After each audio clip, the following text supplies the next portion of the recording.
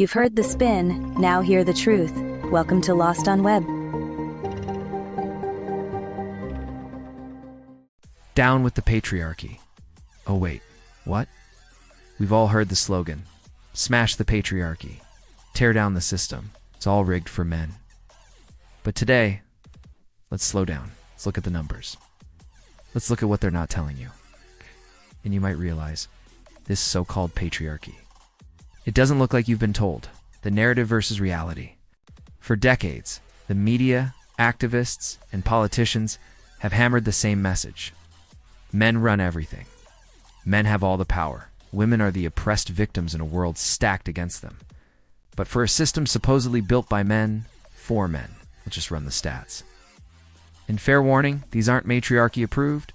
The stats they avoid: men die in wars. Over 97% of combat deaths. Men overwhelmingly fill the prisons. In the US, if you get a felony, you often lose your right to vote. Since women got the right to vote, it is estimated that 40% to 60% of men have had a felony on their record at some point. Men work the most dangerous jobs: logging, construction, fishing. Over 90% of workplace deaths are men. Men lead in homelessness, mental health breakdowns, and suicides. And here's the real gut punch. You lose your vote, you lose your say. In a democracy, that's game over. Who really holds the power? While men are being silenced through the felony pipeline, women dominate voter turnout. They outvote men in nearly every major election. Women dominate university enrollment. They influence policy through media, education, and social movements. But we're still supposed to believe men secretly run it all? That story doesn't survive even a shallow dive into real numbers. The divide and conquer game: if you convince half the population they're oppressed, the other half that they're privileged, even while they're dying, broke, and voiceless. You keep them fighting each other, not the real system bleeding everyone dry.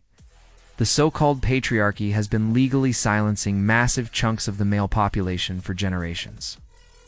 The bottom line, I'm not saying there's some grand conspiracy, but I am saying the patriarchy story, it's incomplete and weaponized. Why push the patriarchy lie? Easy. Power. Divide and conquer. Here's the truth. The system isn't built for men or for women. It's built for control.